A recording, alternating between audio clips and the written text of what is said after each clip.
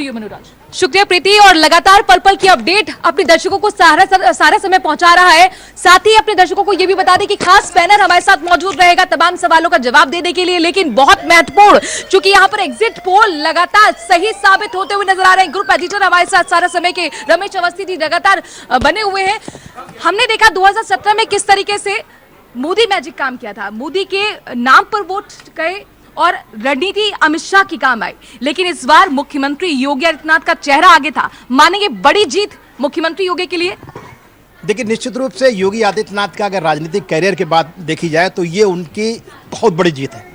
और ये जीत योगी का तो व्यक्तित्व बढ़ाएगी ही, साथ में भारतीय जनता पार्टी के लिए 2024 में जो लोकसभा का चुनाव आ रहा है उसके लिए एक बड़ा रिजल्ट है।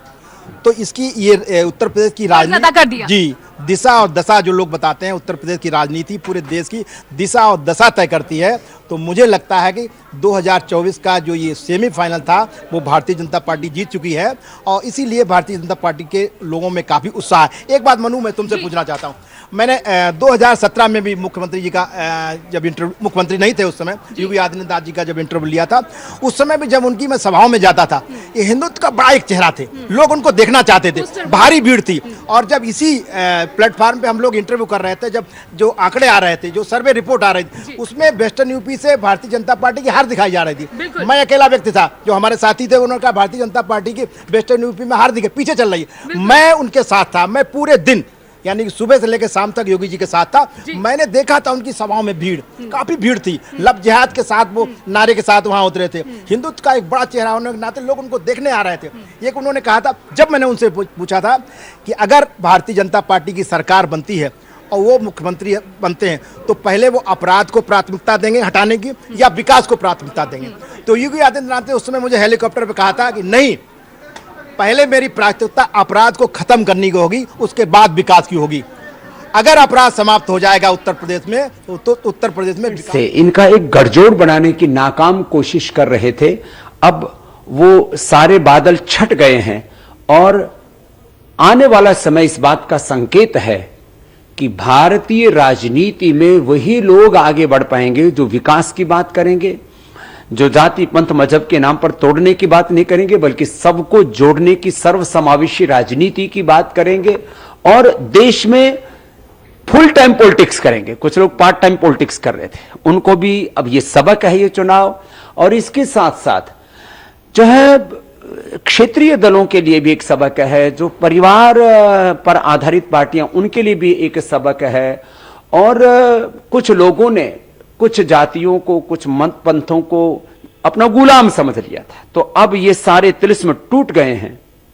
अब भारतीय राजनीति उस दिशा में आगे बढ़ रही है कि हम अमेरिका से भी ज्यादा ताकतवर इस देश को बनाना चाहते हैं। तो आने वाले 20-25 साल हमें मेहनत करनी पड़ेगी, नहीं तो कोई कमजोर राष्ट्र होता है उसकी क्या हालात होती है, क्या हश्र होता है। हमने यूक्रेन और रशिया में कि युद्ध में देख लिया है। इसलिए भारत अब विजयी होगा और भारतीयता की, राष्ट्रीयता के साथ में, संस्कृति मूलक समृद्धि के साथ में, जो सबको साथ में लेकर के आगे बढ़ेगा वो विजयी बनेगा। और जहां तक मोदी जी का नेतृत्व का प्रश्न है, राष्ट्रीय पलक पर मोदी जी के सामने सारे नेता बोने नजर आते हैं।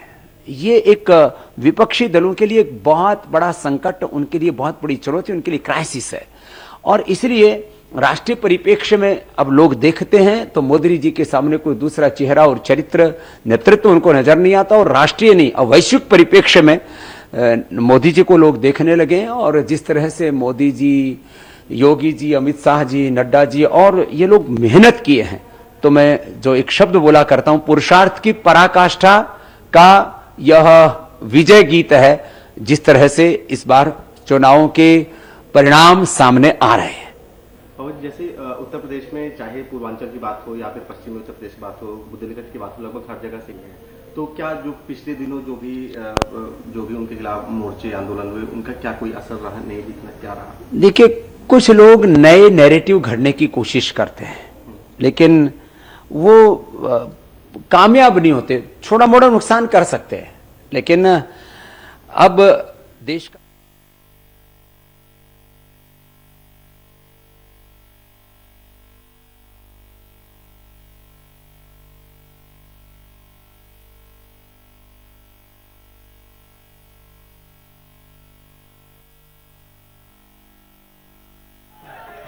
तस्वीरें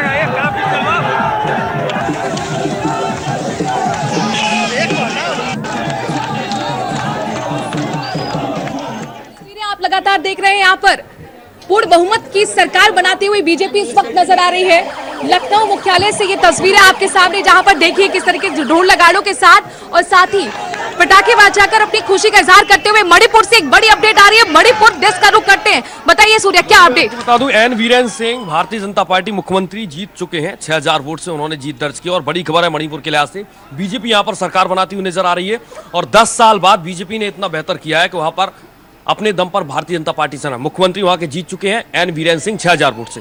जनादेश बीजेपी को मिला है, इसके पीछे क्या फैक्टर आप समझ रहे हैं? बीजेपी ने स्थानीय मुद्दों के आधार पर इस बार चुनाव लड़ा है और भारतीय जनता पार्टी ने अगर स्थानीय मुद्दों पर चुनाव लड़ा है, क्योंकि 2012 में भारतीय जनता पार्टी वहां पर शून्य पर काबिज थी और आप लगातार हूटर बज रहे हैं, मुझे जाना होगा। अवस्थी जी, देखिए, एक बड़ी ब्रेकिंग खबर है कि चुनाव आयोग ने जो जश्न पे रोक लगा रखी थी वो हटा ली गई है। यानी कि अब आप पूरी तरीके से जश्न मनाइए। विधायक हो, चाहे पार्टी के नेता हो, चाहे जो मंत्री जीते हो, तमाम लोगों के लिए खुशखबरी है कि वो जश्न आराम से कर सकते हैं। मन्नू, तो जश्न अब यहाँ पर मनने भी लगा है। तस्वीरें लगातार अपने दर्शकों को हम पहुंचा रहे हैं। पंजाब से अपडेट है, क्या अपडेट? बिल्कुल, बड़ी खबर यह है कि बीजेपी के जो प्रवक्ता हैं अश्विनी शर्मा, वो जीत चुके हैं। नतीजा आ चुका है पहली सीट पर। और सबसे बड़ी बात, मालविका सूद की अगर बात करें तो उन्हें सोनू सूद के चेहरे का भी फायदा मिलता नजर नहीं आ रहा है। और अगर इस सीट की बात करें तो पिछले 10 बार से कांग्रेस के पास रही है, लेकिन कांग्रेस इस सीट को भी अब खोती नजर आ रही है। चन्नी पहले ही हार स्वीकार कर चुके हैं, राजभवन का रुख कर चुके हैं। उत्तर प्रदेश से भी अपडेट आ रहा है, अलर्ट लगातार यहाँ पर। क्या पूजा अपडेट जल्दी से बताएं। बिल्कुल, देखिए, बहुत बड़ा अपडेट है यहाँ पर कि सिराथू विधानसभा सीट, जिस पर डिप्टी सीएम केशव प्रसाद मौर्य प्रत्याशी थे, वो इस वक्त पीछे चल रहे हैं मनु यहाँ पर। और देखिए, पल्लवी पटेल समाजवादी पार्टी की, जो कि 17,431 सीटों से आगे चल रही है। ये बहुत बड़ी और बहुत अहम खबर इसलिए है क्योंकि डिप्टी सीएम केशव प्रसाद मौर्य अपनी सीट से पीछे चल रहे। 3000 करीब ये वोटों का अंतर दिखाया जा रहा है। पल्लवी, वोट बहुत ज्यादा अंतर कहा जा सकता है, क्योंकि अवस्थी जी, आपने खुद इंटरव्यू लिया था केशव प्रसाद मौर्य का। केशव प्रसाद मौर्य सिरथू सीट आपको लग रहा है फंसती हुई नजर आ रही है? देखिए, निश्चित रूप से सुराष्ट्रीय चुट की अगर बात की जाए तो समाजवादी गठबंधन ने पूरी ताकत केशव प्रसाद मौर्य को हराने में लगा दी थी। वो योगी आदित्यनाथ जी या तमाम और जो चेहरे थे उनके ऊपर उनकी ताकत नहीं लगी। सबसे बड़ी ताकत, एक ये भी जानना आपको जरूरी है कि भारतीय जनता पार्टी में अगर कोई चेहरा है तो सबसे बड़ा ताकत उनके खिलाफ समाजवादी पार्टी गठबंधन ने केशव प्रसाद मौर्य के खिलाफ लगा दी। आप रणनीति काम आई यानी समाजवादी पार्टी की? नहीं, अभी तो जल्दबाजी है, अभी पीछे है। अभी तो चुनाव के जो रुझान है वो आ रहे हैं। मुझे लगता है अभी काफी चरण बाकी है और उसमें जो केशव प्रसाद मौर्य जी हैं वो अच्छा चुनाव लड़ रहे हैं। लेकिन हाँ, ये जरूर मानना पड़े, चाहे वो क्या नाम उनकी डिम्पल जी हो, चाहे अखिलेश जी हो, चाहे उनकी पूरी टीम हो, उसने सबने पूरी समाजवादी पार्टी ने उनकी खिलाफ ताकत लगा दी। इसलिए ये मुकाबला संघर्षमय हो गया था। संघर्ष में मुकाबला जाहिर तौर पर कांटे की टक्कर सिराथू पे नजर आ रही है। उत्तराखंड से भी एक बड़ा अलर्ट आया है, क्या अपडेट है? मनु, दो ऐसी सीटें जिस पर पूरे उत्तराखंड की निगाह, तमाम राजनीतिक पंडितों की निगाह टिकी हुई है। पहली खटीमा और दूसरी लालकुआ। खटीमा सीट मौजूदा मुख्यमंत्री पुष्कर सिंह धामी की सीट है, जो लगातार पीछे चल रहे हैं। हालांकि जो फासला है वोटों का वो बहुत कम है। फिलहाल अभी 3 मिनट पहले का आंकड़ा मैं आपको बता रहा हूं, 16 वोटों से पीछे मुख्यमंत्री धामी चल रहे हैं। दूसरी महत्वपूर्ण सीट लालकुआ, जहां से भारतीय जनता पार्टी के डॉक्टर मोहन सिंह बिष्ट 10,994 वोट से आगे चल रहे हैं। उन्होंने कांग्रेस के पूर्व मुख्यमंत्री हरीश रावत को तकरीबन 11,000 वोटों से पीछे पिछाड़ा हुआ है। हरीश रावत क्या एक बार फिर हार का सामना करेंगे? अपने आप में बहुत बड़ा सवाल है। पंजाब से अलर्ट है, वाकई बहुत बड़ी खबर। कैप्टन अमरिंदर सिंह, जिन्होंने पार्टी अपनी बनाई, और बुरी खबर यह है कांग्रेस के, माफ कीजिएगा, कैप्टन अमरिंदर के लिए कि वो अपनी सीट को खो चुके हैं, वो हार चुके हैं और उनके घर के बाहर पहले से ही सन्नाटा नजर आ रहा था। ओवर कॉन्फिडेंस क्या कैप्टन अमरिंदर सिंह का? ये अपने आप में बहुत बड़ा सवाल। उनकी राजनीतिक अस्तित्व पर भी एक सवाल है। तमाम खास पैनल भी हमारे साथ जुड़ा हुआ है, उनसे जानने की कोशिश करते हैं। पंजाब का रुख करते हैं सीधे बीजेपी की तरफ से अपनी बात रखने के लिए हमारे साथ जुड़े हुए हैं जयराम विप्लव जी। जयराम विप्लव जी, जी जी चलिए आप मेरा जवाब दीजिएगा। जिस तरीके से पंजाब में यहाँ पर दिख रहा है, आम आदमी पार्टी ने लीड कर ली, कैप्टन अमरिंदर सिंह भी अपनी सीट को नहीं बचा पा रहे। देखिए, निश्चित तौर पर मैं समझता हूँ कि पंजाब में जो भी मैंडेट आ रहा है, लेकिन उसमें सबसे बड़ी बात है कि भाजपा ने अपने दम पर चुनाव लड़ा है पहली बार, और अगर वोट परसेंटेज आप देखेंगे तो निश्चित तौर पर वो बहुत बढ़ रहा अमरिंदर है। सिंह के तो साथ आप लोग हैं ना? नहीं, कैप्टन अमरिंदर सिंह के साथ हम हैं, वो भी अपनी सीट नहीं बचा पाए। मैं इस बात को मानता हूं, लेकिन बीजेपी वहां पर लगातार आगे बढ़ रही है और आने वाले समय में बीजेपी का जो भविष्य है पंजाब में सुखद होगा। मजबूत स्थिति आपको लग रहा है होगी इस बार? नहीं, हमारा वोट परसेंटेज बढ़ रहा है, पहले से दुगना होगा, तो निश्चित तौर पर हम आने वाले समय में पंजाब में अच्छा करेंगे। कांग्रेस से सवाल, कहाँ रह गई कांग्रेस पंजाब में? आपको पंजाब से उम्मीद थी? देखिए, अभी जो चीज़ चल रही हैं, लेकिन जनता जो मुद्दे हैं नारे, जैसे दिल्ली में फ्री वाले मुद्दे हैं, मुझे लगता नहीं है कि मेन मुद्दों पर व्यापार पर, नौकरी पर, रोजगार पर बात हुई हो। मुद्दे अब ये आवाज आ रही है। इसको मंथन करना पड़ेगा हमें कि अब जनता आखिर चाहती क्या है, किस मुद्दे पे वोट करना हम लोग चाहते हैं, लोगों की डिमांड्स क्या है। क्योंकि इस इलेक्शन के ट्रेंड में जो था वो दिखने गुटबाजी लेट हुई है कांग्रेस। नहीं, इसमें तो देखिए हाईकमान हमारा निर्णय लेगा, लेकिन जहाँ तक शुरू की बात थी, सिद्धू जी का जो मामला था उस पर हम मीटिंग हो गई, परिचर्चा करेंगे। राजनीतिक विश्लेषक भी हमारे साथ है। आपको लगता है आम आदमी पार्टी जिस तरीके से लीड करती नजर आ रही है, यहाँ तक कि अब तो बहुमत की सरकार भी बन जाएगी, एक बहुत बड़ी उपलब्धि आम आदमी पार्टी के लिए, लेकिन खुद कांग्रेस ने अपने पैर पे कुल्हाड़ी मार ली और एक जीता जिताया जो राज्य था उनके हाथों से निकल गया। बिल्कुल राकेश टिकैत कुछ बोल रहे, पहले उनको सुनते हैं। ये है कि किसी के भी पक्ष में जाओ, बीजेपी के पक्ष में ज्यादा जा रहे हैं। यहाँ पे देश में एक ही चीज पर काम हुआ कि वोट कैसे मिलेगी, और उस पर बीजेपी कामयाब है कि वोट कैसे लेनी है, उस पर कामयाबी मिल रही है इनको। हमारा है आंदोलन का काम, जैसे हमको पता कि आंदोलन कैसे होना, तो हम आंदोलनकारी है। तो राकेश टिकैत को आप सुन रहे थे, किसान आंदोलन का बड़ा चेहरे थे।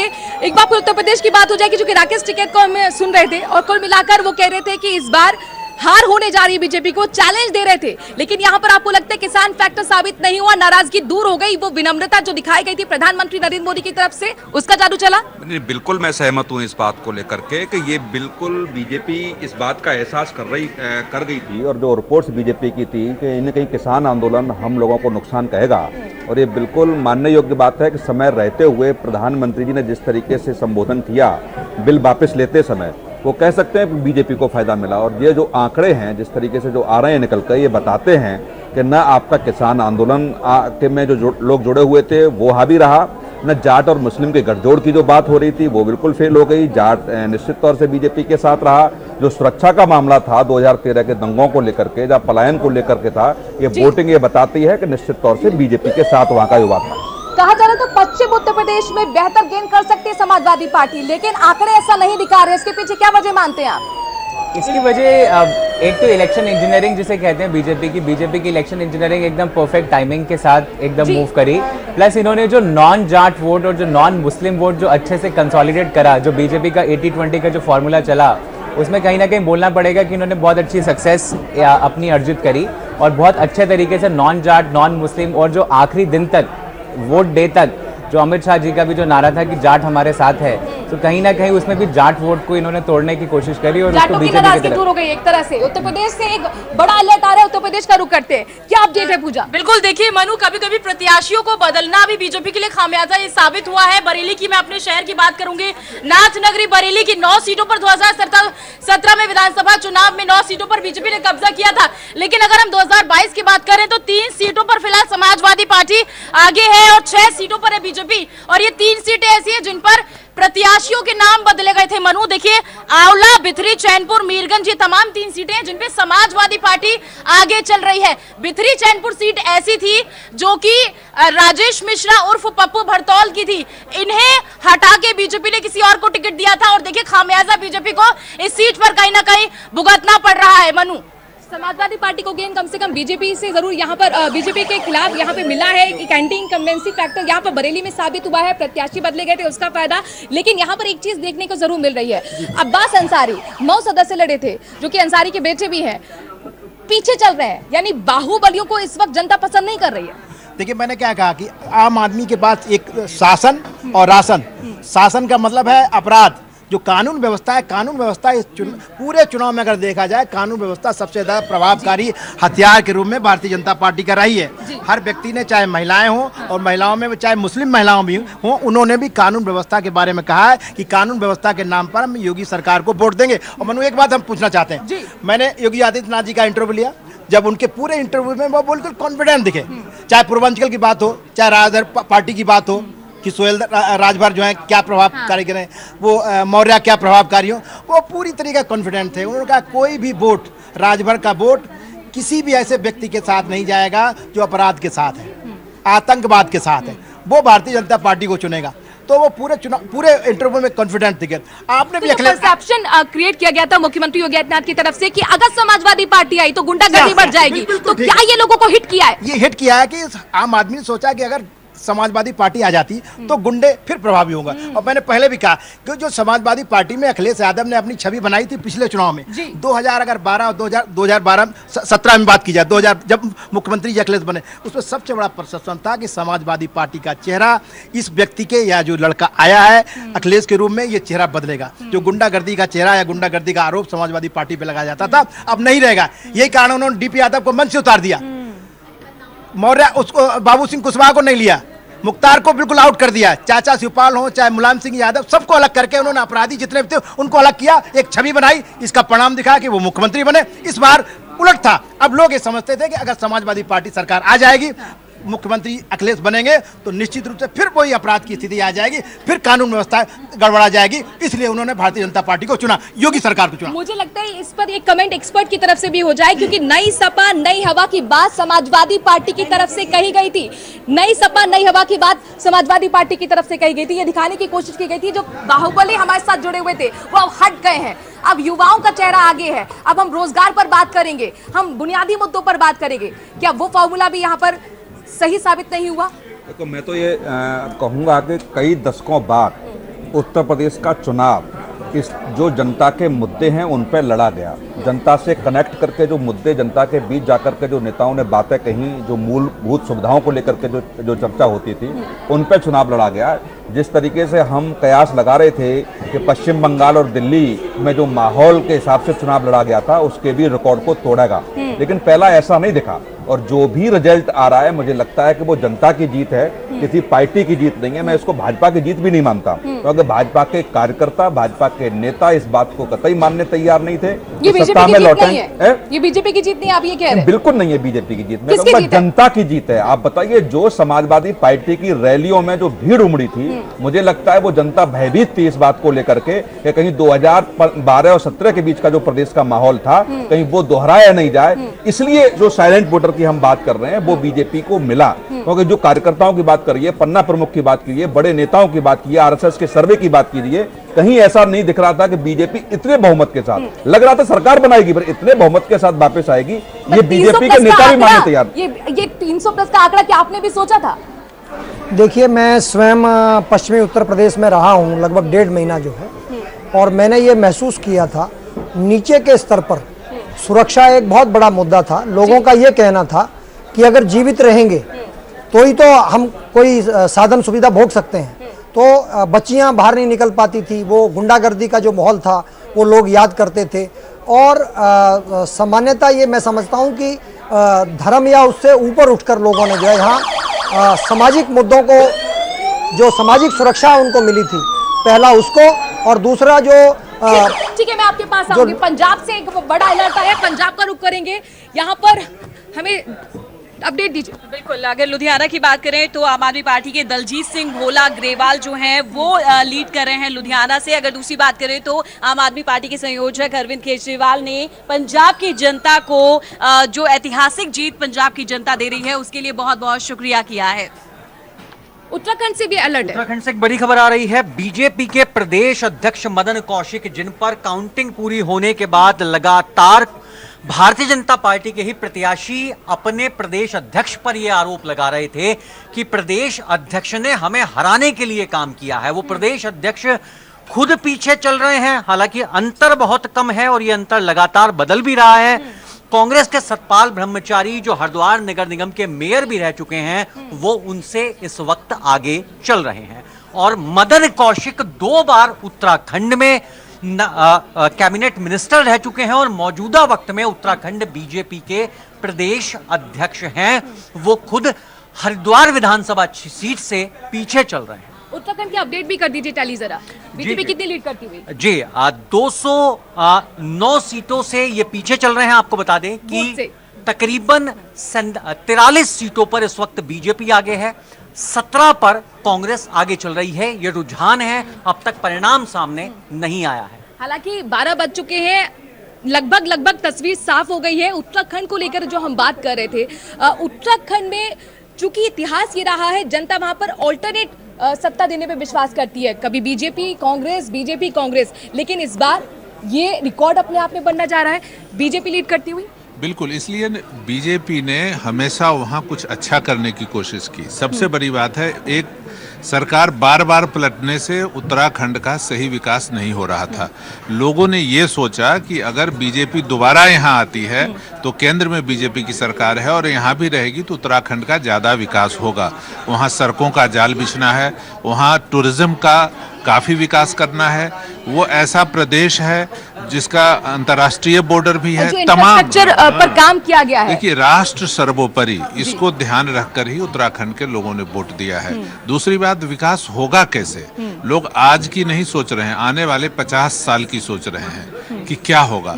और कांग्रेस की जो जनता में पकड़ है वो धीरे धीरे बहुत कम होती जा रही है। ये भी एक कारण है कि वहाँ पे कांग्रेस पिछड़ रही है। बीजेपी लोगों को ये बता रही है कि कैसे विकास हो सकता है, कैसे देश मजबूत होगा, कैसे आने वाली पीढ़ियां भी सुरक्षित रहेंगी, कैसे देश भारत विश्व गुरु बनेगा, कैसे आर्थिक संपन्नता आएगी, कैसे हम डेवलप कंट्री होंगे। तो ये तमाम बातें लोगों तक पहुंच पाई, इसीलिए वहाँ बीजेपी को मैंने आप सारे पुराने जो रिकॉर्ड है, इतिहास है, उसको ध्वस्त होने वाला है। आखिरकार ऐसा कांग्रेस के साथ क्यों हो रहा है? क्योंकि कांग्रेस को यहाँ पर उम्मीद थी उत्तराखंड से। जवाब दीजिए अशोक जी, क्या हो गया? 17 पर सिमटते हुए नजर आ रहे हैं अभी तक के आंकड़ों में। अजय वर्मा जी, अजय जी देखिए, उत्तराखंड के मुद्दों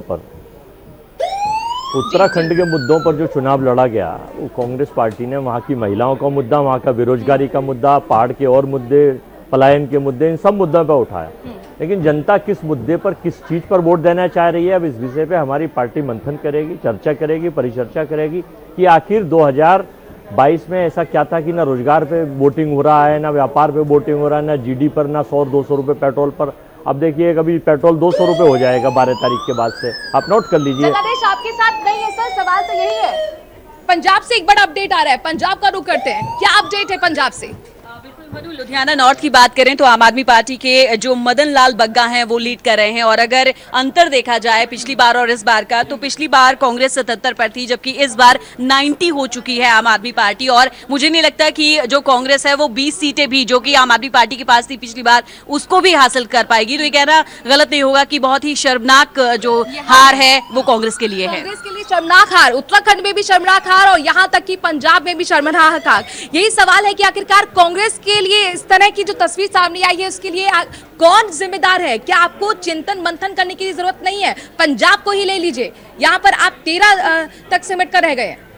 देखिए, पंजाब में हमारी सरकार थी और हमें ये उम्मीद था, लेकिन वहाँ के लोगों ने जो केजरीवाल स्टाइल की फ्री बिजली, फ्री पानी, फ्री रोटी और फ्री विस्की की एक स्कीम चल रही थी, आपने देखा दिल्ली में कि एक के साथ एक बोतल फ्री। तो कहीं ना कहीं से मैं कह रहा हूँ, हालांकि मैं तो ये वोटर की जीत है, मैं ये नहीं कह रहा, लेकिन इस पर मंथन और चिंतन करके तय करना पड़ेगा कि आखिर हिंदुस्तान का वोटर अब क्या चाहता है, चुनाव किन मुद्दों पे चाहता है, मुख्य मुद्दों से हट के वो किन मुद्दों पे चाहता है। पार्टी में इस विषय पे हम चर्चा करेंगे। ठीक है, उत्तराखंड का हम रुख करते हैं। उत्तराखंड से भी बड़ा अलर्ट आ रहा है, क्या अपडेट है? देखिए, उत्तराखंड से जो खबर आ रही है इस वक्त आ रही है वो गंगोत्री विधानसभा सीट से। गंगोत्री विधानसभा सीट इसलिए भी महत्वपूर्ण हो जाती है कि उत्तराखंड के विधानसभा चुनाव में सबसे ज्यादा यदि कहीं पर वोटिंग हुई थी वो गंगोत्री विधानसभा सीट पर हुई थी। 78% वोटिंग हुई थी और यहां पर भी 78% वोटिंग में जो सर्वाधिक मत प्रतिशत था वो महिला वोटर्स का था। और यहां पर भारतीय जनता पार्टी के सुरेश चौहान ने कांग्रेस के विजयपाल सजवाण को 2454 वोट से पछाड़ दिया है। भारतीय जनता पार्टी की जो कैंडिडेट हैं वो आगे चल रहे हैं। इसका मायने ये निकाले जाए कि उत्तराखंड की जो महिला वोटर्स है उसने बीजेपी शासन पर सकारात्मक मोहर लगाई है। दूसरा, चौबट्टा खाल ये भी एक बहुत महत्वपूर्ण सीट है। भारतीय जनता पार्टी के मौजूदा मंत्री, कैबिनेट मंत्री सतपाल महाराज ने कांग्रेस के प्रदेश उपाध्यक्ष केसर नेगी से 1561 वोट से यहां आगे चल रहे हैं। गंगोत्री का जो आपने जिक्र किया, जो कि गंगोत्री का इतिहास भी अपने दर्शकों को बता दें कि गंगोत्री में जिसकी जीत होती है माना जाता है उसी पार्टी के हाथ में सत्ता भी आती है। तो कुल मिलाकर यही कुछ तस्वीर भी इस बार भी नजर आ रहा है। देखिए, ऐसा कहना ठीक नहीं हुआ कि गंगोत्री की सत्ता जिसके हाथ में, गंगोत्री से जो पार्टी जीतेगी वही सत्ता में आएगी, ऐसा कहना शायद मिथ्या हो सकता है या एक अंधविश्वास हो सकता है, ऐसा नहीं है। लेकिन उत्तराखंड के पूरे विधानसभा चुनाव में इस बार सर्वाधिक जो वोटिंग हुई है वो महिला जो वोटर्स था उसका वोट सबसे ज्यादा पड़ा है। और बीजेपी का सत्ता में आना और 21 साल के बाद ऐसा होना कि एक समान दल की सरकार रिपीट कर रही है, तो निश्चित तौर पर यह बात हम पहले भी कहते आ रहे थे, चुनाव से पहले भी हम कहते आ रहे थे, जब जिस वक्त ये बात सामने आई थी कि महिलाओं का वोट प्रतिशत सर्वाधिक रहा था। क्योंकि महिलाएं जो है उत्तराखंड में हमेशा से डिसाइडिंग फैक्टर रहती हैं और वो बड़े फैसले लेती हैं। बड़े बड़े आंदोलन उत्तराखंड में हुए हैं, उनकी कमान भी महिलाओं ने ही संभाली है। इसलिए एक्सपर्ट के पास मैं चलूंगी, अपने पैनल से मैं जानने की कोशिश करूंगी। कुणाल गुप्ता जी, आप मुझे बताएं, क्योंकि उत्तराखंड में इतिहास रहा है लगातार रिपीट सरकार नहीं होती है, लेकिन वो रिकॉर्ड इस बार ध्वस्त हो गया है। इसके पीछे क्या फैक्टर्स आपको नजर आते हैं? जहाँ से फैक्टर देखा जाता है, आई थिंक इतना बड़ा एंटी इनकम्बेंसी फैक्टर था, कहीं ना कहीं कांग्रेस ने अपना प्योर सेल्फ गोल करा है यहाँ पे। अगर हरीश रावत जी जो कांग्रेस के सबसे बड़े नेता हैं वो अपना पूरा समय उत्तराखंड की जगह अगर पंजाब में लगाएंगे, जहाँ पे जब बात स्पेशल मोमेंट्स की हो या अपनों की खुशियों की, क्यों ना बनाए इन्हें खास ऐशप्रा डायमंड्स के साथ।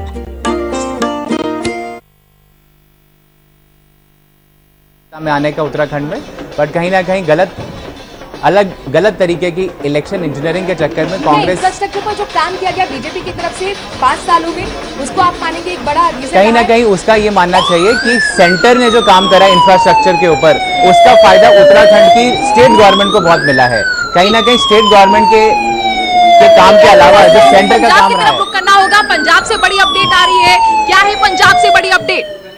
मनु, अगर पंजाब की बात करें तो काफी हैरानीजनक नतीजे हैं, क्योंकि अगर कांग्रेस की बात करें तो खोने के लिए सब कुछ था। और जिस तरीके से अगर जो सीएम है चरणजीत सिंह चन्नी की बात करें तो वो अपनी दोनों ही सीटों से पीछे चल रहे हैं। हालांकि एक बड़ा दलित चेहरा है, दलित चेहरे के नाम पर ही कांग्रेस ने कहीं ना कहीं उन्हें टिकट सवाल करना चाह रही हूँ कि बड़े सिख दलित चेहरे थे, बावजूद उसके यहाँ पर कांग्रेस पार्टी पिछड़ गई, इसके पीछे क्या वजह? बिल्कुल ऐसा लगता है कि कहीं ना कहीं जनता जो है अब केजरीवाल मॉडल को एक बार फिर से मौका देना चाहती थी, क्योंकि दिल्ली में देखा कि किस तरीके से लोग फ्री बिजली और पानी को लेकर, ट्रैवलिंग को लेकर जो है लाभ उठा रहे हैं। तो कहीं ना कहीं नशा, जो कि एक बड़ा फैक्टर है पंजाब के अंदर, उसको भी दूर करने की बात कही। हालांकि भगवंत मान के ऊपर बहुत सारे आरोप लगे कि वो शराब पीकर सदन में जाते हैं, तमाम बातें थी। लेकिन कहीं ना कहीं अगर चरणजीत सिंह चन्नी की बात करें, जिनका कि दुआबा क्षेत्र में काफी दबदबा माना जाता है, क्योंकि 23 सीटें आती हैं इसके अंतर्गत, अगर चरणजीत सिंह चन्नी अपनी साख नहीं बचा पाएंगे तो बहुत बड़े नुकसान में है। जाहिर बहुत बड़ा नुकसान यहाँ पर कांग्रेस के लिए।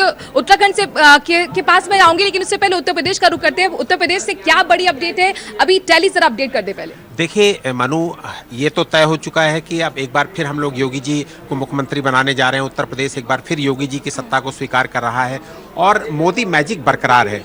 मोदी मैजिक ने एक बार फिर दिखा दिया कि वो लगातार बरकरार है और मुझे लगता है कि जो हालात 5 साल में रहे वही एक बार फिर सत्ता में ला रहे हैं। मैजिक के साथ क्या योगी को जोड़ना नहीं पसंद करेंगे? योगी मैजिक भी रहा। योगी का जो प्रशासन, सख्त प्रशासन, शासन प्रशासन और सुरक्षा का आश्वासन के साथ जो बुलडोजर चला, वो बहुत महत्वपूर्ण रहा। कई ऐसे फैक्टर रहे, महिलाओं की सुरक्षा को लेकर काफी गंभीर रही सरकार। ये सारी चीजें वोट पे कन्वर्ट हुई। और आप ये देखिए कि जो अपोजिशन था, समाजवादी पार्टी था, उसने तमाम सरकारी कर्मचारियों को तमाम रियायतें देने की बात कही, इसके अलावा तमाम सारे ऐसे मुद्दे लाए फ्री वाले, वो लेकिन कामयाब नहीं हो पाए। पूजा भी कुछ जोड़ना चाहे। बिल्कुल, देखिए MY फैक्टर जो कि समाजवादी पार्टी के यानी कि मुस्लिम और यादव का जो फैक्टर समाजवादी पार्टी के साथ देखा जाता था, वो फैक्टर हमने बीजेपी के साथ यानी कि मोदी योगी का जो फैक्टर है वो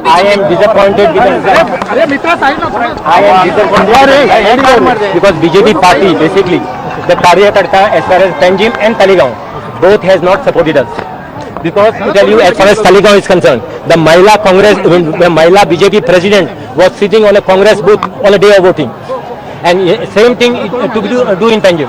So basically, what happened? We defeated the BJP and we defeated the Congress. We won because of the support of these people. Clear?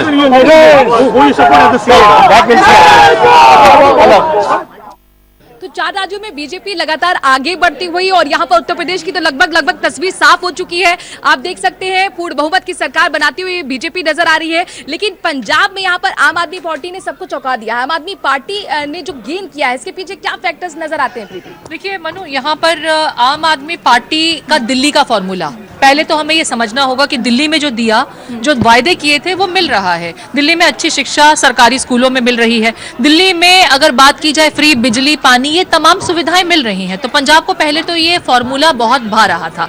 दूसरी चीज ये कि कांग्रेस और एसएडी का जो विकल्प था वो जनता देख चुकी थी, समझ चुकी थी और उससे अब वो निजात पाना चाहती थी। ड्रग्स का मुद्दा जो है उसका कभी भी समाधान नहीं निकाला गया। रोजगार की जो साधन है वो प्रदेश में कभी नहीं लेकर के आए। और इसके बाद में अगर कांग्रेस, जिसने एक मास्टर स्ट्रोक खेला था, अगर नवजोत सिंह सिद्धू के बाद चरणजीत सिंह चन्नी को वरीयता दी गई और एक दलित चेहरे के रूप में प्रोजेक्शन दिया, लेकिन हुआ क्या कि चुनाव से एन पहले चरणजीत सिंह चन्नी के भतीजे के ऊपर जो सेंट्रल एजेंसीज की रेड पड़ी, एक तो डैमेज वहां हुआ, दूसरा नवजोत सिंह सिद्धू इकलौते अकेले काफी थे पार्टी को सेल्फ गोल करने के लिए, सेल्फ टेंट देने के लिए।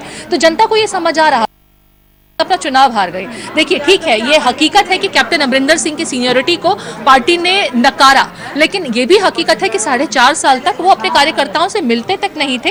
ये नाराजगियां तो उनके ही कार्यकर्ताओं और उनके मर्तियों के बीच थी ना। तो ये जो कमियां थी ये कांग्रेस ने तो समय पर समझ पाई और ना ही उसे दूर कर पाई। फायदा आम आदमी पार्टी का। तो कुल मिलाकर जो कांग्रेस सिकुड़ी है गुटबाजी की वजह से, ये एक बड़ा फैक्टर यहाँ पर रहा है। अगर उत्तर प्रदेश की भी मैं बात करूं, जिस तरीके से बीएसपी सिकुड़ी और कांग्रेस सिकुड़ी, क्या उसका फायदा भी बीजेपी को आपको मिलता हुआ नजर आया इसमें? नहीं, बिल्कुल। यदि आप 2017 के आंकड़े देखेंगे तो लगभग 1,96,00,000 वोट बीजेपी को मिले थे, और समाजवादी पार्टी की बात करेंगे तो 1,89,00,000 के आसपास वोट मिले थे, और 3,42,00,000 भारतीय जनता पार्टी को वोट मिलते। तो कहते बहुत लंबा आंकड़ा था बीच में। समाजवादी पार्टी चाहे दूसरे नंबर की पार्टी रही हो, जहां 1,89,00,000 और कहीं 3,44,00,000 वोट, तो अंतर बहुत है। इसलिए मैं कई चैनलों पर ये कह भी रहा था कि जो एग्जिट पोल आए हैं वो कहीं ना कहीं सही साबित इसलिए होंगे कि इस आंकड़े को भर पाना बहुत मुश्किल है। लड़कियों लड़ सकती हूँ, काम नहीं कर पाया। देखिए इसका बहुत हमें बेनिफिट मिलेगा। इस वक्त मैं समझ में नहीं पा रहा हूँ कि हमने 7 करोड़ जो वोटर है उत्तर प्रदेश की, जो आधी आबादी की बात करी और हमने चर्चा करी उनके लिए, उनके मुद्दे, सुरक्षा के मुद्दे। अब आप देखिए उत्तर प्रदेश में छोटी बच्ची से लेकर 70 साल तक की महिलाओं के बलात्कार के बहुत सारे आंकड़े थे, लेकिन फिर भी किन चीजों को कौन सी प्रायोरिटी पर लोग वोट कर रहे हैं, वो पैटर्न, उस पैटर्न पर हम लोग मीटिंग करेंगे, चर्चा करेंगे। लड़ना तो हमें पड़ेगा, आखिर तक लड़ेंगे इस देश को बचाने के लिए और प्रदेश को महिला वोटर्स ने हमें नहीं दिया, इसके लिए हमें आकलन करना पड़ेगा। लेकिन महिला वोटर आपके साथ इंटैक्ट रहा जो 2017 में भी रहा था। देखिए भारतीय जनता पार्टी की जो नीतियां हैं निश्चित तौर पर उससे अलग अलग वर्ग प्रभावित हैं, और उसमें महिलाओं की अगर हम बात करें तो विशेषकर अगर उत्तर प्रदेश की हम बात करें तो वहाँ सुरक्षा, जैसा मैंने कहा, बहुत बड़ा मुद्दा था। इस वजह से महिलाओं को भी, और सबसे बड़ा जो राशन जो सरकार ने इस कोरोना पीरियड के अंदर जब लोग मुसीबत में महिला की बात हो रही है, महिला को लेकर मेरा सवाल है। लड़की को लड़ सकती हूँ कहा गया कांग्रेस की तरफ से, लेकिन उसके बावजूद भी महिलाओं को वोटर बाहर नहीं किया। इंटैक्ट जो बीजेपी के साथ था वो रहा, यानी कि राजस्थान भी देख रही होंगी महिलाएं, सुरक्षा एक बड़ा मुद्दा रहा होगा और उसी के आधार पर वोट गया है बीजेपी को। आई थिंक महिलाओं के लिए तो योगी सरकार ने काफ़ी काम करा है, उसको नकारा नहीं जा सकता। कहीं ना कहीं महिलाओं को जो छोटे छोटे शहरों में, छोटे छोटे कस्बों में जो 7 बजे के बाद जो महिलाएं निकल नहीं सकती थी, माँ बाप परेशान रहते तो बकायदा टारगेट किया था महिलाओं को, वो क्यों पिछड़ी? वो कांग्रेस का जो नैरेटिव है, पहली बारी कई इलेक्शनों बाद कांग्रेस ने एक अच्छा नैरेटिव निकाला है किसी भी इलेक्शन के लिए, लेकिन ये नैरेटिव अगर कांग्रेस 2017 के इलेक्शन में निकालती तो शायद कांग्रेस आज 70 से 80 सीटों के साथ आज बैठी होती। कहीं ना कहीं इनका नैरेटिव अच्छा था, टाइमिंग खराब थी, इसीलिए इलेक्शन इंजीनियरिंग में आप योगी सरकार को महिला सुरक्षा के ऊपर टारगेट नहीं कर सकते थे, बिकॉज महिला सुरक्षा पहली बारी उत्तर प्रदेश के शायद 30 साल में पहली बारी किसी सरकार ने अगर महिला सुरक्षा के ऊपर काम करा तो शायद वो योगी सरकार ने काम करा। नैरेटिव अच्छा कांग्रेस का, लेकिन ये नैरेटिव इनको 2017 में चलाना चाहिए था। ठीक है पूजा, चूंकि लगातार दंगल करती है, मैं आपके पास आऊंगी। पूजा, आपने दंगल किया, ग्राउंड पर आपने कई रिपोर्ट वहां से हमें भेजी, महिलाओं से भी बात की होगी, आपको लगता है ये जो महिला फैक्टर था जो 2017 में बीजेपी के साथ जुड़ा था, इस बार भी वो इंटैक्ट रहा है और इसके पीछे क्या वजह? बिल्कुल, देखिए कहीं ना कहीं महिलाओं का जो रुझान है, जो प्यार है, वो बीजेपी की तरफ आकर्षित 2017 में भी रहा था मनु, और 2022 में भी हम लगातार देख रहे हैं। अगर मैं तमाम सीटों की 403 विधानसभा सीटों की हम बात करें तो कई सीटों पर हालांकि 300 के पार बीजेपी लगातार नारा जरूर लगा रही है, लेकिन जो महिलाओं का रुझान है, जो महिलाओं का प्यार है, वो बीजेपी की तरफ निश्चित रूप से जाता हुआ नजर आ रहा है। कांग्रेस ने जरूर लड़कियों लड़सकतियों का नारा दिया था, लेकिन बीजेपी की ओर जाते हुए महिलाओं का प्यार। पूजा, आपको रोकना पड़ेगा। डिप्टी सीएम दिनेश शर्मा से बातचीत की है रजत सिन्हा हमारे संवाददाता ने, आइए क्या कुछ कह रहे हैं दिनेश शर्मा, सुनते हैं। सरकार रिपीट हो रही है, क्या लगता है आपको? नहीं, देखिए जो आज बदला है समय, अब ये समय योगी जी और मोदी जी का है, विकास का है और सबको साथ में लेकर चलने का है। बीजेपी ने जिस प्रकार सबको साथ में लेकर चली है और जो योजनाओं का लाभ था वो सीधा जनता को सभी जगह पे मिला है, वो प्रभाव मैं समझता हूँ कि आज चढ़कर बोल रहा है और जनता ने इसको स्वीकारा है। जो जातिवाद, परिवारवाद, क्षेत्रवाद, संप्रदायवाद की राजनीति थी उसको जनता ने अस्वीकार किया है। लगातार शुरू से भारतीय जनता पार्टी और आप भी खुद कह रहे थे कि इस बार 300 के पार, और जो शुरुआती रुझान आ रहा है वो 300 के पार दिख रहा है, ये आत्मविश्वास कैसे था? नहीं, जनता की जो नब्ज है चुनाव में, वो जिस प्रकार से जाति और धर्म से ऊपर उठकर वो बीजेपी के पक्ष में खड़ी थी, वो अपने आप में एक अजीब सा दृश्य था।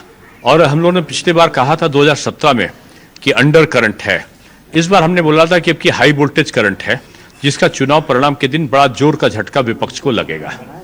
डबल इंजन की सरकार और कानून व्यवस्था क्या बड़ा मुद्दा रहा जिस वजह से पार्टी फिर एक बार बहुमत में? हाँ, बहुत सारे मुद्दे थे, उसमें कानून व्यवस्था एक प्रमुख मुद्दा था, बेरोजगारी का एक मुद्दा था जिसमें हमने रोजगार बहुत सारे दिए, 4.5 लाख नौकरियां दी सरकारी स्तर पर, 3.5 लाख दी संविदा के आधार पर, 1,61,00,000 हमने दी निजी क्षेत्रों में नौकरियां, और करोड़ों लोगों को प्रत्यक्ष रूप में 1 डिस्ट्रिक्ट 1 प्रोडक्ट के आधार पर हमने रोजगार दिया है। तो ये सारा चीज जनता के सामने आया है। सर, मैं बांदा में आपके साथ था, तब आपने एक स्पीच में कहा था कि इस बार वोट विकास और राष्ट्रवाद के नाम पर, तो क्या जनता ने विकास और राष्ट्रवाद को अपनाया? हाँ, निश्चित रूप में जो सनातन संस्कृति का अनुरक्षण है, जो विकास की अभिप्रेरणा है, वही आज जनता ने उसको पसंद किया है। विपक्ष की जातिवादी सोच को, परिवारवादी सोच को जनता ने नकारा है। एक सवाल और कि लगातार पिछले कुछ दिनों से ऐसा रहा था कि ईवीएम पर विपक्ष सवाल उठा रहा था, इस पर क्या कहेंगे? अभी तो और भी नए नए प्रयोग लाएंगे विपक्ष, अभी हार के तमाम कारण और गिनाएंगे आपको, लेकिन मुझको लगता है हार के कारण गिनाने से अच्छा बेहतर यह है कि जनता के जनादेश को स्वीकार करने की आदत डालनी चाहिए। आपका संकल्प पत्र भारतीय जनता पार्टी का आया था, अब सरकार बनती है, आखिरी सवाल है, सरकार बनती है तो उन संकल्प पत्रों पर काम होगा? नहीं, पिछली बार भी जो संकल्प पत्र था हमने उसको अक्षरशः उसका पालन किया है, इस बार भी जो संकल्प पत्र होगा उसका अक्षरशः हम पालन करेंगे। तो ये है उत्तर प्रदेश के उप मुख्यमंत्री डॉक्टर दिनेश शर्मा, जिनका कहना है कि सरकार बनने के बाद जो भारतीय जनता पार्टी का संकल्प पत्र था उस पर अक्षरशः पालन होगा। सारा समय के लिए लखनऊ से कैमरामैन रजनीश कुमार और सहयोगी प्रदीप सिंह के साथ रजत सिन्हा। डिप्टी सीएम दिनेश शर्मा को आप सुन रहे थे, जो साफ तौर पर कहते हुए कि जीत हमारी पहले से ही सुनिश्चित थी और जो संकल्प पत्र में हमने वादे किए हैं उनको हम जमीन पे उतारने का काम करेंगे। एक्सपर्ट से एक यहाँ पर टिप्पणी लेते हैं, चूंकि बेरोजगारी को लेकर भी हमारे संवाददाता ने जब उनसे सवाल किया तो उन्होंने कहा कि हमने रोजगार दिया है। हालांकि ग्राउंड पर जब हमने बात की तो लोगों के अंदर चिंता थी, युवाओं के अंदर चिंता थी। आपको लगता है कि वो जो चिंता थी वो सिर्फ ये था कि हाँ यही सरकार आएगी तो शायद कुछ कर जाए, यानी कि नाराजगी, शिकायत भी आपसे और उम्मीद भी आपसे? दिनेश शर्मा जी जितने कॉन्फिडेंस के साथ अभी आपके संवाददाता से बात कर रहे हैं, मुझे लगता है इतना कॉन्फिडेंस चुनाव लड़ने से पहले होता।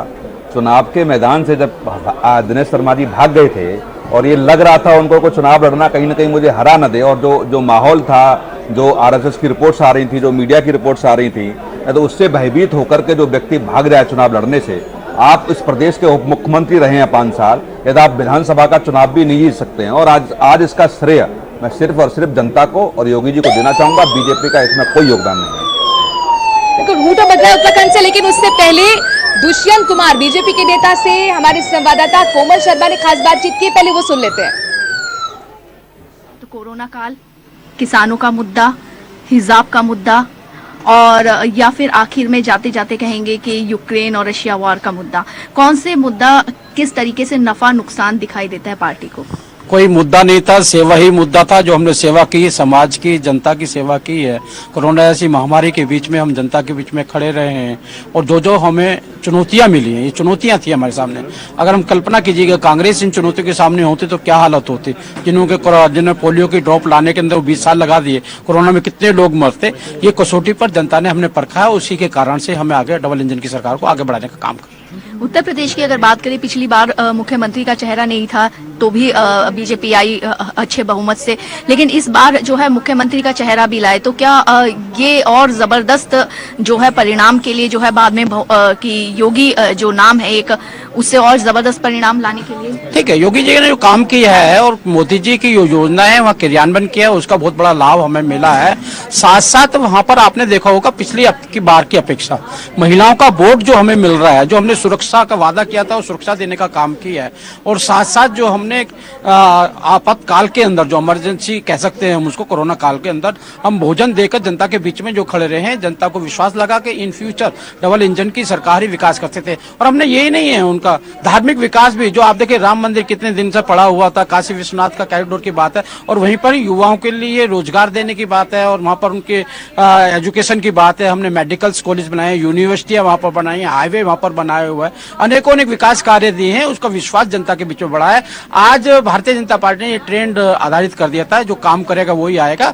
खाली आप लफेबाजी करके 5 साल के अंदर 2 महीने के लिए 3 महीने के लिए राजनीति करने के लिए आएंगे, उसका लाभ कभी भी किसी को नहीं मिलने वाला। एसपी ने जो है ईवीएम को लेकर के धांधलेबाजी का आरोप लगाया। वो तो मुझे लगता है कि जैसे आपके मीडिया के माध्यम से मुझे मालूम पड़ा कि भैया भाभी 11 तारीख को इंग्लैंड जाने वाले हैं, तो जनता क्या करेगी, उन्होंने दबाव डाला होगा भी तुम तो चले गए, हम क्या करेंगे। इस कारण से उनको बचाव के लिए उन्हें ईवीएम का सहारा लिया। उत्तराखंड के प्रदेश प्रभारी भी है, तो वहाँ पर क्या मुद्दे जो है जीत के लिए देखे पार्टी ने कि ये मुद्दे रहे? देखिएगा, उत्तराखंड के अंदर हमारा एक ही मुद्दा है, सेवा ही समर्पण, सेवा ही संकल्प। उसको लेके लगातार जनता के बीच में जो हम गए हैं, और हमने उनकी कमजोरियों को, कमियों को देखा है, किस कमियों के कारण हमारा जनता समाज। हमारा काम ये नहीं है कि वोट के लेना है, हमारा काम यह है कि सेवा ही कर कर लगातार हम किस प्रकार से उनका जीवन स्तर बढ़ाकर और देश को आगे ले आ सकते हैं। हमारा टारगेट वो था, उस टारगेट के तहत हमने काम किया। और आपने देखा होगा छोटी छोटी घटनाएं, आप देखो घसियारी योजना देखिएगा, महिलाएं घास काटने के लिए जाया करती थी, एक्सीडेंट हो जाया करता था, जानवर ले आते थे, कई बारिश के कारण उनको घास वास नहीं मिल जाती। हमने कहा ये तो महिलाएं हुए, डॉक्टर, इंजीनियर, प्रोफेसर बने, लेक्चरर बने, इनको क्या घास काटने का काम दिया, इसलिए घास काटने का काम सरकार ने लिया, उसका परिणाम भी हमें मिला। आखिर में पंजाब की बात करेंगे, पंजाब में पिछली बार से अच्छे नतीजे की उम्मीद? मुझे पूरी उम्मीद है पंजाब में हम डबल डिजिट के अंदर आएंगे, और डबल डिजिट के अंदर आएंगे हमारा जो परिणाम आएगा, हम आगे आने वाले समय इंटरफेयर करेंगे पंजाब के अंदर। हमारे साथ इस समय हमारे साथ अभी दुष्यंत गौतम जो है वो थे। उन्होंने कहा कि हालांकि चारों राज्यों में जो है जीत का दावा पार्टी लगातार कर दिया और अभी भी उस पर कायम है। पंजाब को लेकर के जो पार्टी की स्थिति है उसमें पार्टी ने कहा कि पहले से अच्छे परिणाम आएंगे, इस बात की उम्मीद लेकर पार्टी चल रही है। इस समय दिल्ली से कैमरामैन रमेश राय के साथ कोमल शर्मा। उत्तर प्रदेश में 272 पर लीड करती हुई बीजेपी, यानी ये तो तय है कि बीजेपी सरकार बनाने जा रही है, लेकिन जो पुराना वाला आंकड़ा क्या उसको छूते हुए नजर आएगी? देखिए, अभी ये कहना मुश्किल है क्योंकि 324 सीट बहुत अभी भी 50 सीट का फर्क है। लेकिन सबसे अहम बात मनु कि पिछले 37 साल से एक मिथक था कि उत्तर प्रदेश के नोएडा में जो भी सीएम आता था उसके बारे में ये कहा जाता था कि वो दोबारा रिपीट नहीं होता है। उत्तर प्रदेश में कोई भी सीएम, चाहे किसी पार्टी की सरकार बनी, कभी भी रिपीट नहीं हुआ। तो ये मिथक टूटा। मायावती जब 2007 से 2012 तक मुख्यमंत्री रहीं, वो 2 बार नोएडा आई और उसके बाद 2012 में उनको हार का सामना करना पड़ा। राजनाथ सिंह सीएम रहते हुए कभी नहीं आए, मुलायम सिंह सीएम रहते हुए कभी नहीं आए, अखिलेश यादव सीएम रहते हुए कभी नहीं आए। तो ये एक योगी के अंदर डेर क्यों था? क्या विश्वास था उन्हें पहले से ही? शायद ऐसा लगता है, क्योंकि जिस तरह से उन्होंने डिलीवर किया है प्रशासन, राशन और महिलाओं का एक मुश्त वोट जिस तरह से मिला है, ऐसा लगता है। क्योंकि लखीमपुर में देखिए, लखीमपुर से जो सूचना आ रही है कि लखीमपुर में इतना बड़ा एक्सीडेंट हुआ, किसानों के खिलाफ गाड़ी चढ़ाई गई, 8 की 8 सीट बीजेपी जीत रही है, तो निश्चित रूप से ये योगी का एक बहुत बड़ा प्रभाव मानेंगे मनु। तो किसानों की नाराजगी क्या दूर हो गई? अपने आप में बड़ा सवाल है, क्योंकि लखीमपुर खीरी सीट में जो 8 सीटें हैं उस पर बीजेपी आगे है, अपने आप में बड़ा सवाल। लेकिन पंजाब का हम रुख कर लेते हैं, पंजाब से बड़ा अपडेट, क्या अपडेट? बिल्कुल, प्रताप सिंह बाजवा की अगर बात करें तो इंडियन कांग्रेस से जो है वो कादियान से प्रताप सिंह बाजवा आगे चल रहे हैं, जो कि इससे पहले पीछे चल रहे थे। अगर प्रकाश सिंह बादल की बात करें तो वो कहीं ना कहीं पीछे चल रहे हैं, क्योंकि लगातार अगर पुराने चेहरों की बात करें मनु, तो बहुत सारे जो पुराने चेहरे हैं, चाहे मनप्रीत सिंह बादल की बात की जाए या प्रकाश सिंह बादल, जो कि जो शिरोमणि अकाली दल है उसके प्रमुख रहे हैं, और इस तरह की हालत उनकी होगी शायद उन्होंने भी अंदाजा नहीं लगाया होगा। लेकिन आम आदमी पार्टी ने सबको दरकिनार करते हुए एक ऐतिहासिक जीत की तरफ आगे बढ़ रही है, इसमें कोई दो राय नहीं है। प्रकाश सिंह बादल का जिक्र होना बेहद जरूरी है। प्रकाश सिंह बादल को लेकर मैं एक्सपर्ट के पास जाना चाहूंगी, उनसे कमेंट लेना चाहूंगी। प्रकाश सिंह बादल पीछे चल रहे हैं, इतिहास उनके नाम रहा है, उनके पीछे चलने के पीछे आप क्या फैक्टर्स देख पा रहे हैं? क्या उम्र का तकाजा इसे कहा जा सकता है? देखो, मुझे लगता है कि इस देश का पहला नेता जो गठबंधन का रहा हो, जिसने इस देश के प्रधानमंत्री ने कई रैलियों में चरण भी छुए, ऐसा नेता इसको मिलता है इस देश को। और फिर भी यहाँ पर राजनीति के कारण जिस किसान बिल को लेकर के जो दूर हुआ इनका दल भारतीय जनता पार्टी से, सारी भूमिका ड्राफ्ट के समय इनकी थी, तो पंजाब के लोगों ने इस बात को स्वीकार नहीं किया। झाड़ू की धूल में सब कुछ बह गए। नहीं, देखो, आई थिंक कहना सही रहेगा कि कहीं ना कहीं आम आदमी पार्टी ने एक बहुत बड़ी सुनामी लाई है, जैसे हमने बीजेपी की सुनामियां देखी हैं पिछले 7 साल में, कि आम आदमी पार्टी की सुनामी आई है पंजाब में, जो कई लोगों को बहाल। एक और चीज बोलनी पड़ेगी यहाँ पे, जो शिरोमणि अकाली दल 10 साल पावर में रही, कहीं ना कहीं करप्शन और ड्रग्स से जो पंजाब की आज एक बहुत बुरी स्थिति हो गई है, अब लोग उसका नैरेटिव नहीं बाय करना चाहते। वो रिलीजन बेस्ड नैरेटिव जो अकाली दल का बड़ा प्रखंड रहा है, कहीं ना कहीं अब लोग उसके ऊपर जाना नहीं चाहते, प्रोग्रेस चाहते हैं। सोच रही होगी कि भैया हमने अकाली दल को मौका देके देख लिया है, हमने कांग्रेस को मौका देके देख लिया है, अब क्यों ना आम आदमी पार्टी को मौका दिया जाए? शायद पंजाब में यही कुछ होता हुआ नजर आया। उत्तराखंड से भी अपडेट है, क्या उत्तराखंड से अपडेट? उत्तराखंड से एक चौंकाने वाला रुझान सामने आ रहा है। श्रीनगर विधानसभा सीट, जिसका प्रभाव न सिर्फ पौड़ी गढ़वाल बल्कि टिहरी गढ़वाल पर भी रहता है, और धन सिंह रावत यहां से 3 बार विधायक रह चुके हैं, मौजूदा वक्त में कैबिनेट मंत्री हैं, और श्रीनगर विधानसभा जो सीट है वो एक ऐसा रीजन, एक ऐसी सीट मानी जाती है। उत्तराखंड की सबसे बड़ी यूनिवर्सिटी हेमवती नंदन बहुगुणा यूनिवर्सिटी श्रीनगर में ही मौजूद है, और श्रीनगर के लोग कई दशकों से वहां पर NIIT की डिमांड कर रहे थे, और तकरीबन 1 दशक तक संघर्ष खुद धन सिंह रावत ने किया है। धन सिंह रावत बीजेपी के बूथ मास्टर माने जाते थे, बूथ मैनेजमेंट के गुरु माने जाते थे, बावजूद उसके इस वक्त वो पीछे चल रहे हैं कांग्रेस उम्मीदवार से, और एक बड़े मार्जिन से पीछे चल रहे हैं। दूसरा क्या कारण? चूंकि यहाँ पर तो बीजेपी लीड करती हुई नजर आ रही है, पूर्ण बहुमत की सरकार बनाती हुई नजर आ रही है, लेकिन धन सिंह रावत पीछे। नहीं, इसका कारण है, देखिए, कुछ लोकल व्यक्तिगत कारण होते हैं और लोकल कारण होते हैं, है ना। बीजेपी पूरी की पूरी सीट तो जीत नहीं सकती। व्यक्तिगत प्रभाव, वहाँ के मुद्दे, लोकल जो मुद्दे होते हैं वो सारे प्रभावित करते हैं, इसलिए कहीं पर बीजेपी की हार हो रही है, कहीं पर कांग्रेस की हार हो रही है। लेकिन जब आप पूरे में देखें, इन टोटलिटी, तो बीजेपी को लोगों ने इसलिए वोट दिया ताकि उत्तराखंड का विकास रुके नहीं। लेकिन गोवा में हालात क्या है, जरा हम वहां जा लेते हैं। लगातार हूटर चूंकि गोवा से बज रहा है, गोवा में भी मुकाबला बेहद दिलचस्प है, क्या अपडेट? प्रमोद सावंत पीछे चल रहे थे, लेकिन अभी खबर आई कि वो जीत गए हैं। प्रमोद सावंत लगातार पिछले 3 घंटे बढ़ी हुई थी उनकी, जी 3 घंटे से लगातार पीछे चल रहे थे, लेकिन अभी खबर आई है कि वो जीत गए हैं। और जो मनोहर पारिकर के बेटे उत्पल पारिकर है, वो काउंटिंग सेंटर से चले गए हैं, वो पीछे चल रहे थे, निर्दलीय इस बार लड़े थे।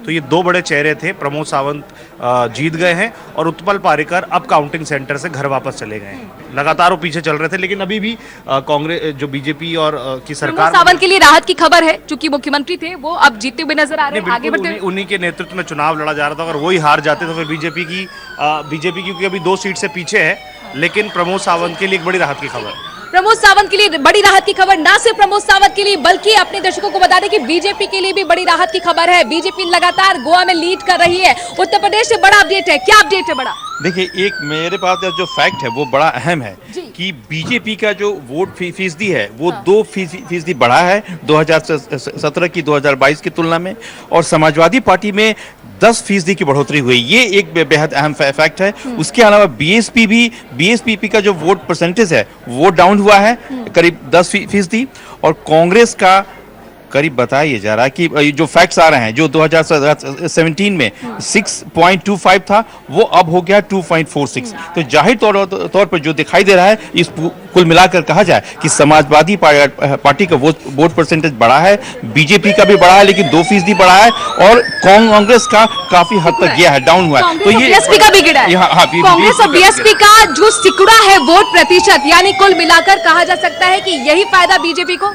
मनु, देखिए, एक बात बहुत खास बात है कि पिछली बार 22% vote share Bahujan Samaj party का था, इस बार वो 13% में सिमट गया है। यानी कि जो 9% का ये जो डिफरेंस हुआ वो शिफ्ट हुआ इधर भारतीय जनता पार्टी की तरफ से। यही वजह है कि सरकार में रहते हुए एंटी इनकम्पेंसी की बात किए जाने के बाद भी ये चर्चा लगातार जारी रहेगी, बहुत तेजी से बढ़ती हुई नजर आ रही है। बीजेपी लगातार ये अपने दर्शकों को अपडेट दे रहे हैं गोवा में। इसके साथ ही अपने दर्शकों को बता दें कि उत्तर प्रदेश में बीजेपी आगे बढ़ती हुई नजर आ रही है। पल पल की अपडेट लगातार सारा समय पहुंचाता रहेगा। एक छोटे से ब्रेक के लिए रुक रहे हैं और इसके कार्रवाई को आगे बढ़ाएंगे मेरे बड़े सहयोगी संजय मिश्रा। संजय मिश्रा इस कार्रवाई को आगे बढ़ाते हुए नजर आने वाले हैं।